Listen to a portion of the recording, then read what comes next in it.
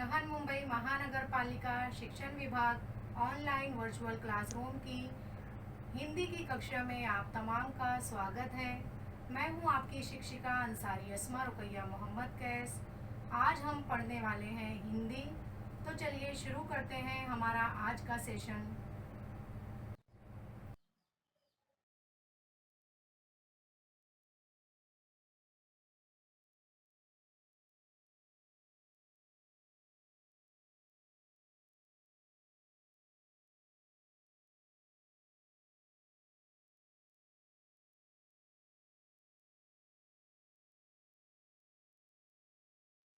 MCGM online virtual class Mumbai, विषय हिंदी, कक्षा 8वीं। मैं हूं आपकी शिक्षिका अंसारी अस्मा रुकैया मोहम्मद कैस। छात्रों, आज का हमारा टॉपिक है हिंदी। आपकी पुस्तक का नाम है हिंदी सुगम भारती 8वीं कक्षा।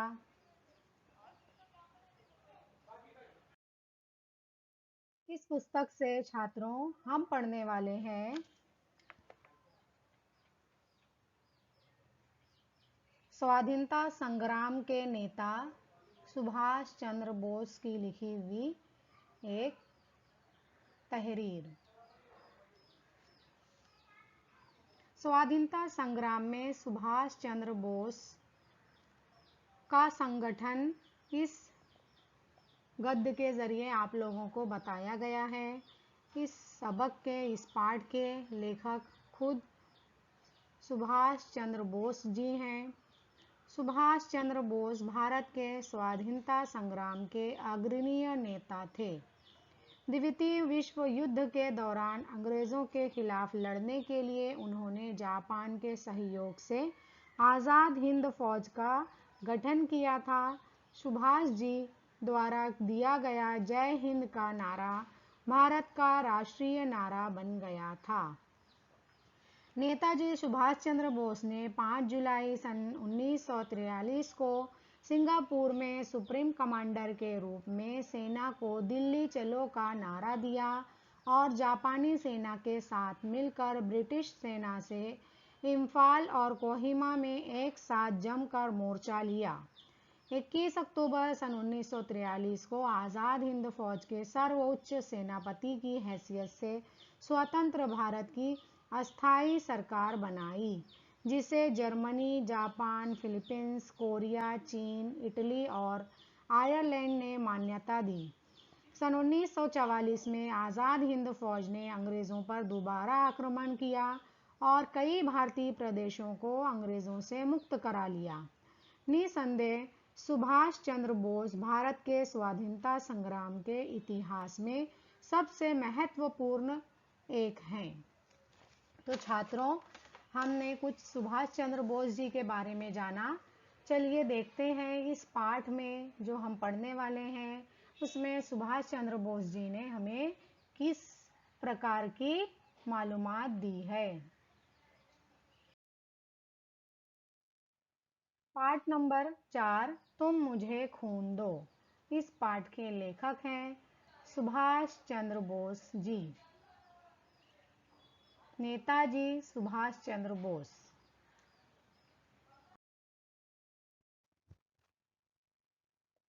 नेताजी सुभाष चंद्र बोस, इनका परिचय है। इनका जन्म सन 1897 कटक उड़ीसा में हुआ और इनकी मृत्यु सन 1945 को हुई, जो कि अनुमानित है, ऐसी मानी गई है, ये कंफर्म नहीं है। परिचय। भारतीय स्वतंत्रता संग्राम के प्रखर क्रांतिकारी नेताजी सुभाष चंद्र बोस जी ने जय हिंद और चलो दिल्ली का उद्देश्य देकर भारतीय सैनिकों में एक नया जोश भर दिया था। आपने अपने जीवन काल में अनेक बार नौजवानों को संबोधित किया।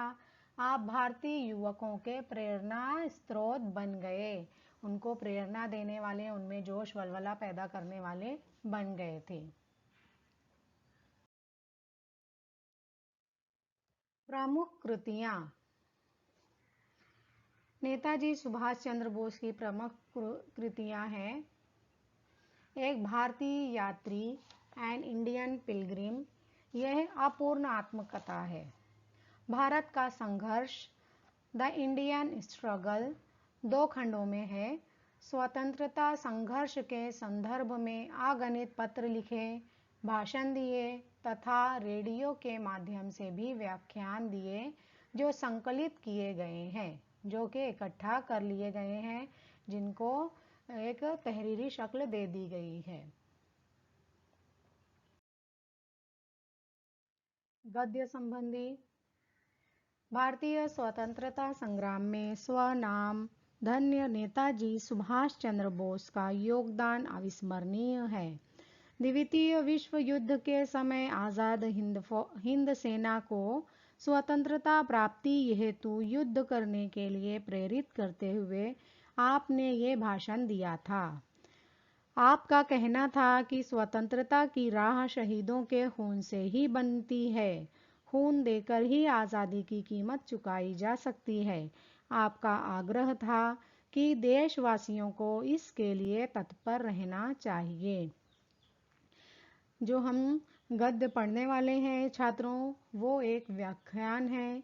आज़ाद हिंद सेना से सुभाष चंद्र बोस जी ने जो व्याख्यान किया था, उनके सामने जो तकरीर की थी, उसका एक हिस्सा हमें सबक में शामिल किया गया है।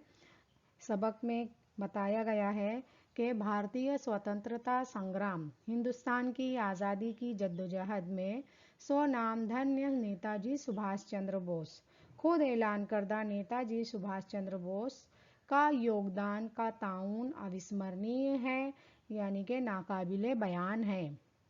द्वितीय विश्व युद्ध के समय दूसरी जंग अजीम के दौरान आज़ाद हिंद सेना, आज़ाद हिंद फौज जो थी, सेना थी, को स्वतंत्रता की प्राप्ति के लिए, है ना, आज़ादी हासिल करने के लिए, आज़ादी की जंग के लिए उनमें तहरीक पैदा करने के लिए आपने ये जो व्याख्यान दिया है, उसको प्रेरित करने के लिए दिया था। आपका कहना था, सुभाष चंद्र बोस जी का कहना था कि स्वतंत्रता की राह शहीदों के खून से ही बनती है। आज़ादी की राह जो है वो शोहदा के, शहीदों के खून से आती है।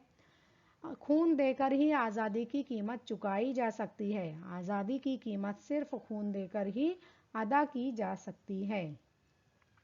आपका आग्रह था कि देशवासियों को इसके लिए तत्पर रहना चाहिए।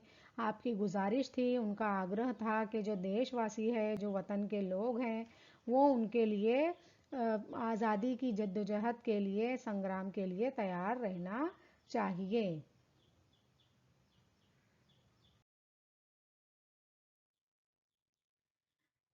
चलिए छात्रों, अब हम हमारा गद्य पाठ शुरू करते हैं। नेताजी सुभाष चंद्र बोस जो है आज़ाद हिंद सेना से किस तरह मुखातिब है वो देखते हैं। दोस्तों, 12 महीने पहले पूर्वी एशिया में भारतीयों के सामने संपूर्ण सैन्य संगठन या अधिकतम बलिदान का कार्यक्रम पेश किया गया था।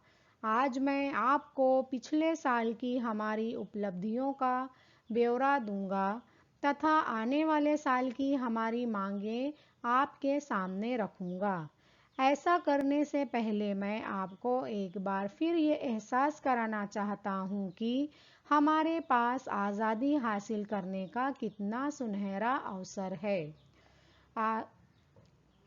नेताजी सुभाष चंद्र बोस जो है वो लोगों से मुखातिब है, कहते हैं कि दोस्तों, 12 महीने पहले पूर्वी, 12 महीने कब्ल एशिया में भारतीयों के सामने, एशिया में भारतीयों के सामने, हिंदुस्तानियों के सामने संपूर्ण सैन्य संगठन, इसका मतलब होता है फौजी तंजीम, संपूर्ण सैन्य संगठन, पूरी फौजी तंजीम या अधिकतम बलिदान यानी कि ज़्यादा कुर्बानी का कार्यक्रम पेश किया गया था। मैंने उनके सामने ये 2 प्रोग्राम रखे थे। आज मैं आपको पिछले साल की हमारी उपलब्धियों का ब्यौरा दूंगा। को कहते हैं कि आज मैं आपके सामने पिछले साल की, गुजरे हुए साल की क्या दूंगा, हमारी जो उपलब्धियां हैं, जो हमारे पास कामयाबियां हैं, मैं उसकी ब्यौरा दूंगा, मतलब तफसील दूंगा, उसका तफसीली बयान दूंगा, विवरण करूंगा तथा आने वाले साल की हमारी मांगे आपके सामने रखूंगा। और आने वाले साल में हमारे क्या मुतालबात होंगे, हमारी क्या मांगे होंगी, वो मैं आपके सामने रखूंगा। ऐसा करने से पहले मैं आपको एक बार फिर ये एहसास कराना चाहता हूँ कि हमारे पास आज़ादी हासिल करने का कितना सुनहरा अवसर है, कितना अच्छा मौका है कि हम आज़ादी हासिल करें।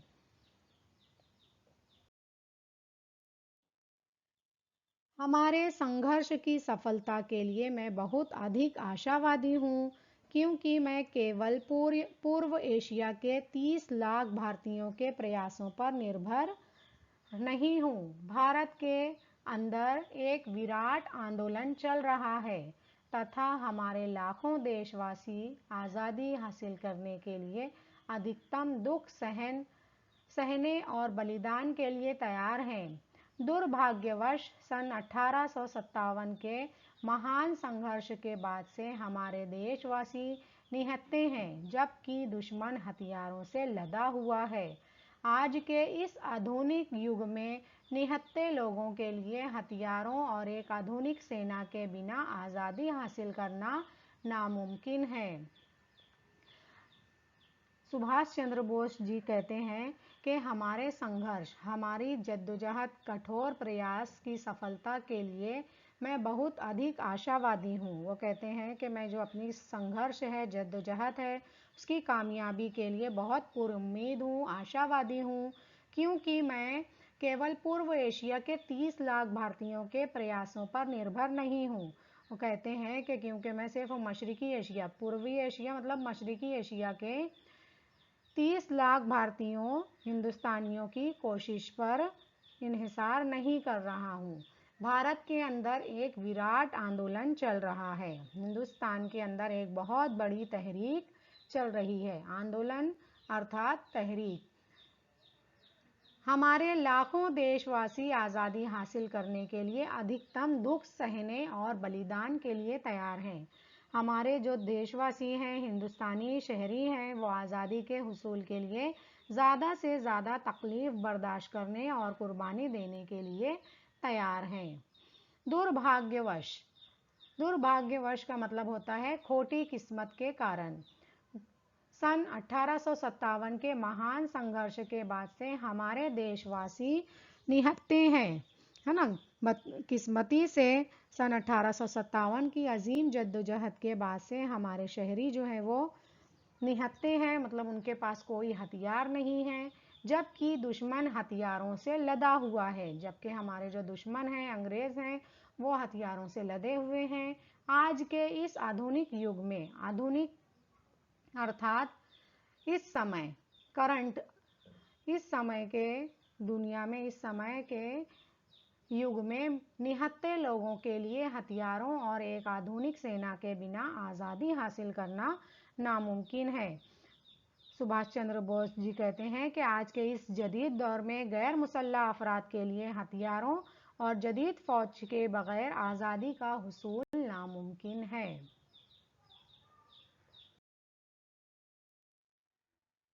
अब ज़रूरत सिर्फ इस बात की है कि अपनी आज़ादी की कीमत चुकाने के लिए भारतीय स्वयं आगे आएं। संपूर्ण सैन्य संगठन के कार्यक्रम के अनुसार मैंने आपसे जवानों, धन और सामग्री की मांग की थी।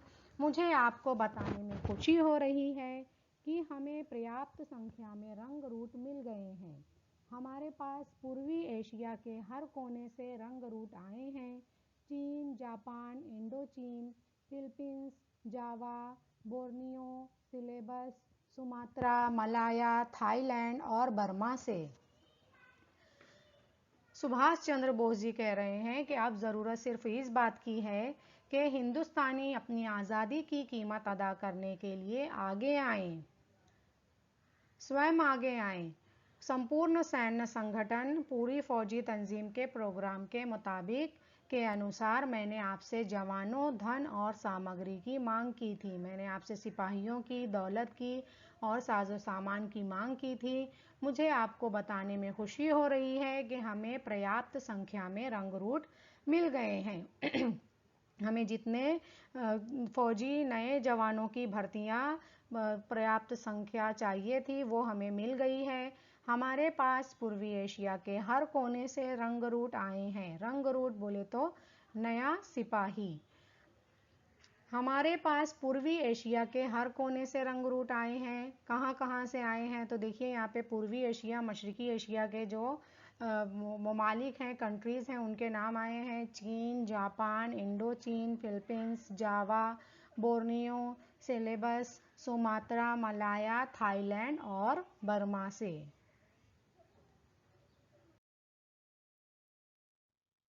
आपको और अधिक उत्साह एवं ऊर्जा के साथ जवानों, धन तथा सामग्री की व्यवस्था करते रहना चाहिए।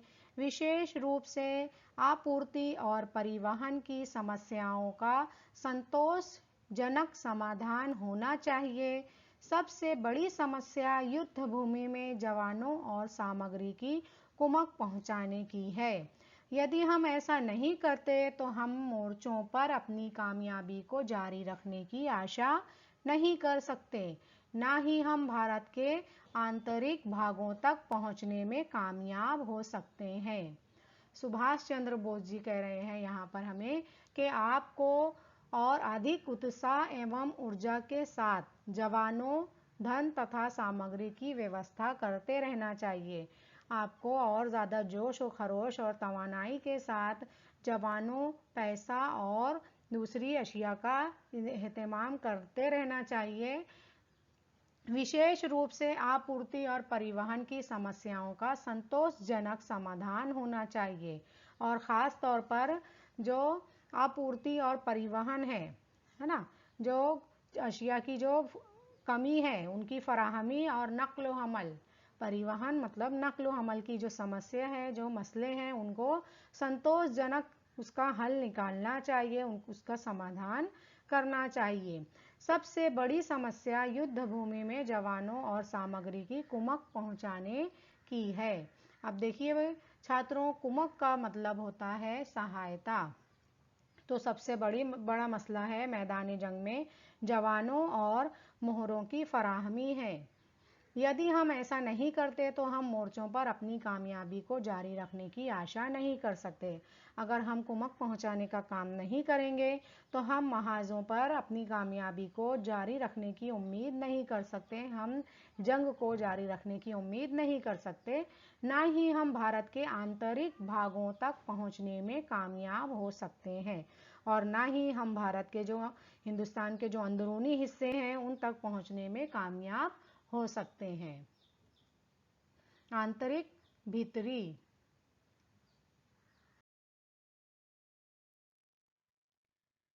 आप में से उन लोगों को जिन्हें आज़ादी के बाद देश के लिए काम जारी रखना है, ये कभी नहीं भूलना चाहिए कि पूर्वी एशिया, विशेष रूप से बर्मा, हमारे स्वातंत्र्य संघर्ष का आधार है। यदि आधार मजबूत नहीं है तो हमारी लड़ाकू सेनाएं कभी विजयी नहीं होंगी।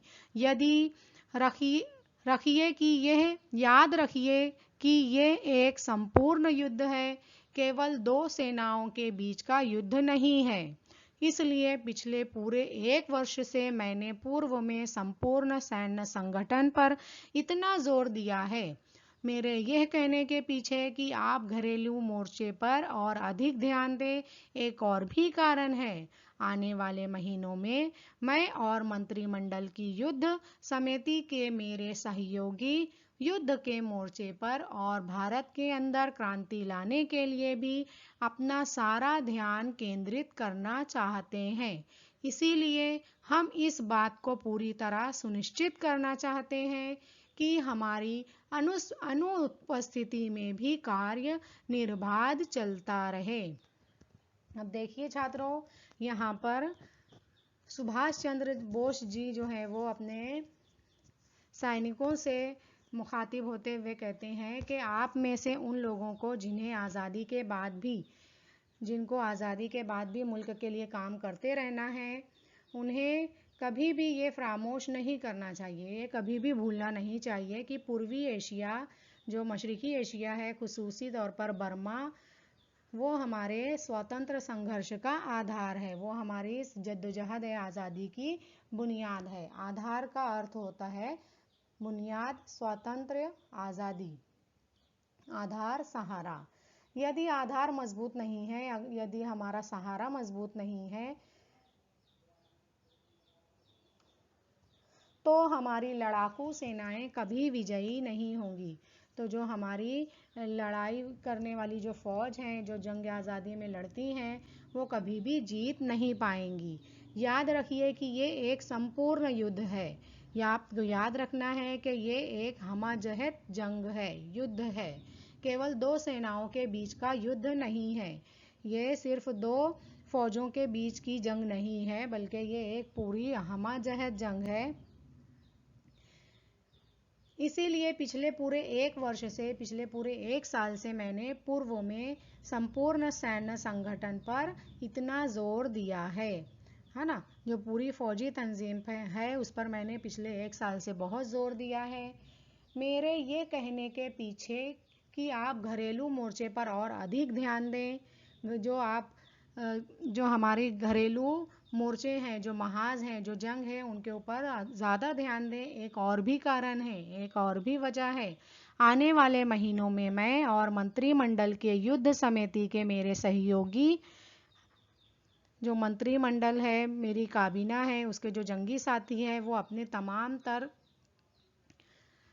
और भारत के अंदर क्रांति लाने के लिए भी अपना सारा ध्यान केंद्रित करना चाहते हैं, है ना। आने वाले महीनों में मैं और मेरी काबीना के जंगी साथी अपने तमाम तर तवज्जो जंगी महाज पर मरकूज रखना चाहते हैं और हिंदुस्तान के अंदर भी क्रांति लाना चाहते हैं। क्रांति का मतलब होता है बहुत भारी परिवर्तन लाना, इनकलाब लाना।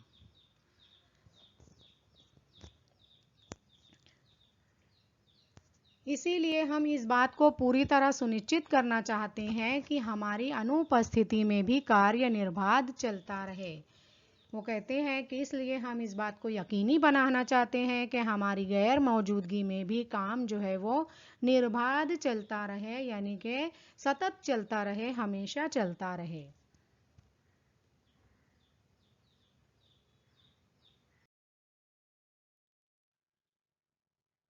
साथियों, एक वर्ष पहले जब मैंने आपके सामने कुछ मांगे रखी थी, तब मैंने कहा था कि यदि आप मुझे संपूर्ण सैन्य संगठन दें तो मैं आपको एक दूसरा मोर्चा दूंगा। मैंने अपना वो वचन निभाया है। हमारे अभियान का पहला चरण पूरा हो गया है। हमारी विजयी सेनाओं ने निपियोनिज सेनाओं के साथ कंधे से कंधा मिलाकर शत्रु को पीछे धकेल दिया है और अब वे हमारी प्रिय मातृभूमि की पवित्र धरती पर बहादुरी से लड़ रही है। नेताजी सुभाष चंद्र बोस कह रहे हैं कि दोस्तों, साथियों, एक साल पहले जब मैंने आपके सामने कुछ मांगे रखी थी, कुछ मुतालबात रखे थे, तब मैंने कहा था कि यदि आप मुझे संपूर्ण सैन्य संगठन, पूरी फौजी तंजीम देते हैं तो मैं आपको एक दूसरा मोर्चा दूंगा, महाज दूंगा। मैंने अपना वो वचन निभाया है, मैंने वो वादा निभाया है, पूरा किया है। हमारे अभियान यानी कि मुहिम का पहला मरहला, पहला चरण पूरा हो गया है। हमारी विजयी सेनाओं ने, हमारी जो फातेह फौजें हैं, विजयी सेनाओं ने निपियोनीज सेनाओं के साथ कंधे से कंधा मिलाकर, शाना बशाना मिलकर शत्रु के पीछे लड़ते हुए उनको धकेल दिया है, उनको पीछे कर दिया है और अब वे हमारी प्रिय मातृभूमि का, वो हमारी प्यारी मादरे वतन की मुक़द्दस सरजमीन पर बहादुरी से, पवित्र धरती पर बहादुरी से लड़ रहे हैं। मातृभूमि, धरती।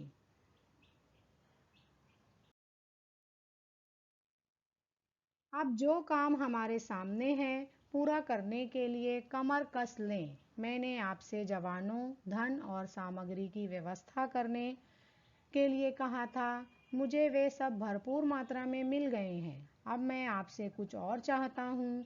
जवान, धन और सामग्री आपने आप विजय या स्वतंत्रता नहीं दिला सकते। हमारे पास ऐसी प्रेरक शक्ति होनी चाहिए जो हमें बहादुर व नायकोचित कार्यों के लिए प्रेरित करे।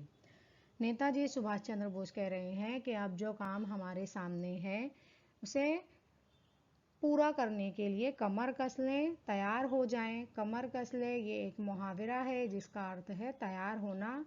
मैंने आपसे जवानों, धन और सामग्री की, आपसे फौजियों की, दौलत की और सामान मुहैया करने की व्यवस्था करने के लिए कहा था, उसका इंतज़ाम करने के लिए कहा था। मुझे वे सब भरपूर मात्रा में मिल गए हैं, मुझे वो बहुत अच्छी तादाद में मिल गए हैं। अब मैं आपसे कुछ और चाहता हूँ। जवान, धन और सामग्री अपने आप विजय या स्वतंत्रता नहीं दिला सकते, है ना, ये हमें फतेह या आज़ादी नहीं दिला सकते। हमारे पास ऐसी प्रेरक शक्ति होनी चाहिए, ऐसा हौसला अफजाई करने वाली ताकत होना चाहिए जो हमें बहादुर व नायकोचित कार्यों के लिए प्रेरित करे। प्रेरक अर्थात प्रेरणा देने वाली, व्यवस्था, प्रबंध, नायकोचित, नायक के योग्य। नायकोचित का मतलब होता है बहादुरी के काम करने के लिए हमें प्रेरित करे, हमें उत्साहित बनाए।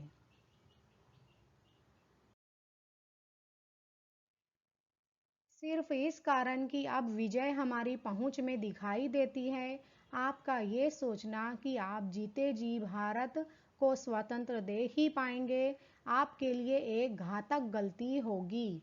यहाँ मौजूद लोगों में से किसी के मन में स्वतंत्रता के मीठे फलों का आनंद लेने की इच्छा नहीं होनी चाहिए। एक लंबी लड़ाई अब भी हमारे सामने है। आज हमारी केवल एक ही इच्छा होनी चाहिए, मरने की इच्छा, जिससे स्वतंत्रता की राह शहीदों के खून से बनाई जा सके।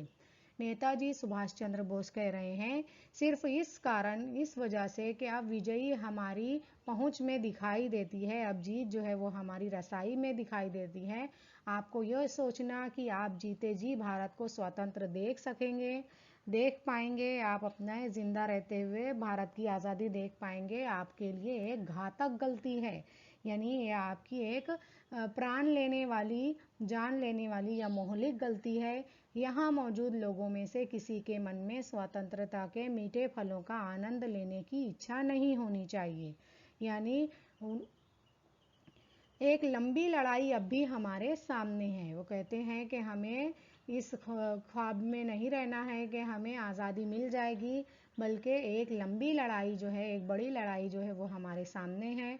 आज हमारी केवल एक ही इच्छा होनी चाहिए, एक ही हमारी ख्वाहिश होनी चाहिए कि मरने की ख्वाहिश। वो ख्वाहिश कौन सी होनी चाहिए? मरने की ख्वाहिश, खून देने की ख्वाहिश, जिससे स्वतंत्रता की राह शहीदों के खून से बनाई जा सके, ताकि शहदा के खून से आज़ादी की राह जो है वो हमवार की जा सके। यानी कि जब जंग होगी, खून बहेगा, लोगों का खून बहेगा, और जब हम जंग में जीत जाएंगे तभी हमें आज़ादी मिलेगी।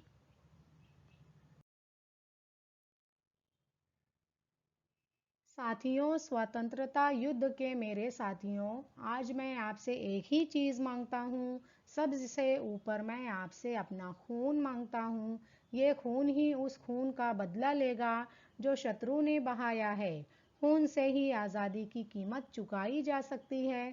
तुम मुझे खून दो और मैं तुमसे आज़ादी का वादा करता हूँ।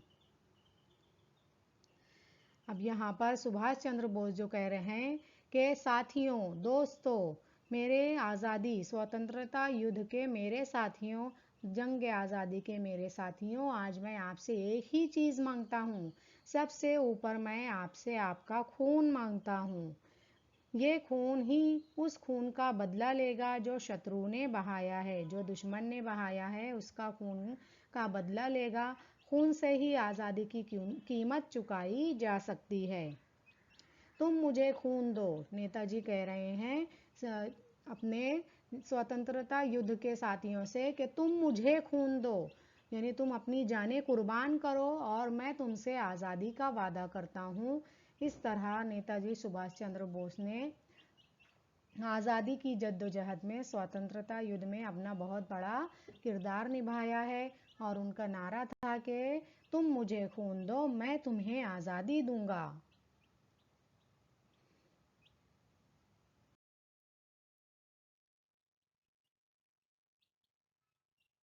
शब्द वाटिका है बच्चों, देखिए यहाँ पे ब्यौरा यानी कि विवरण, एहसास, अनुभव, रंगरूट, नया सिपाही, आंतरिक, भीतरी, सुचारू, बहुत सुंदर, सही ढंग, निर्बाध, निरंतर, सतत, घातक, विनाशक। दो मुहावरे सबक में आए हैं, कंधे से कंधा मिलाना यानी कि डट कर सहयोग देना, डट कर मुकाबला करना, कमर कसना, तैयार होना।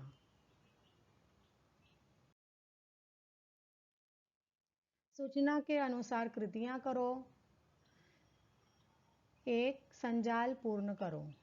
पाठ में आए देश, आपको पाठ में जितने भी देश आए हैं उनको इस संजाल को पूर्ण करना है।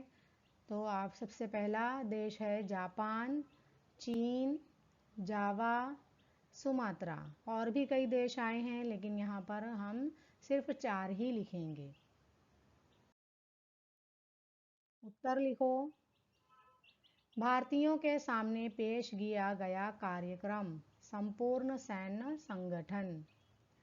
पूर्वी एशिया के हर कोने से आए हुए रंगरूट।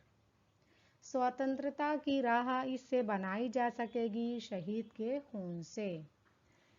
हमारे स्वातंत्र्य संघर्ष का आधार बर्मा।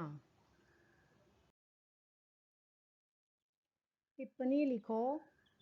नेताजी सुभाष चंद्र बोस की मांग और वादा।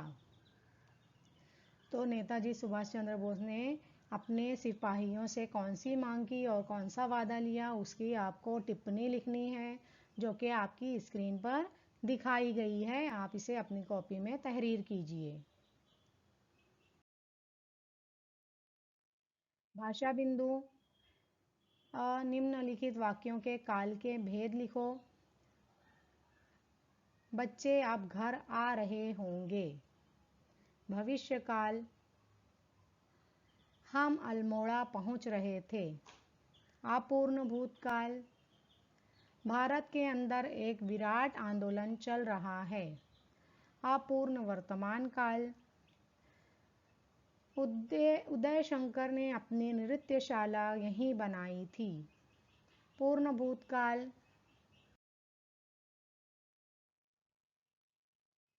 हमें पर्याप्त संख्या में रंग रूट मिल गए हैं।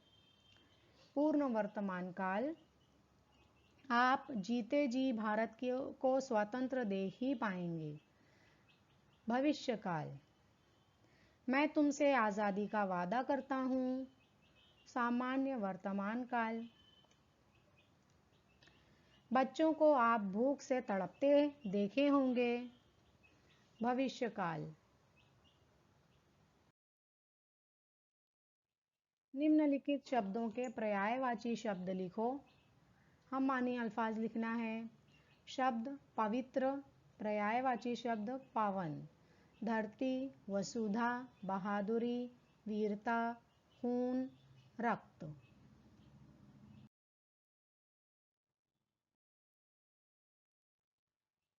गृह कार्य, कैप्टन लक्ष्मी की जानकारी अंतर्जाल से प्राप्त करके लिखो।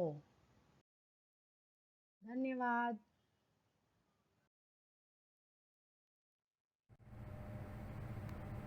आशा करती हूँ कि आपको आज के लेसन में जो कुछ भी पढ़ाया गया है आपकी समझ में आया होगा।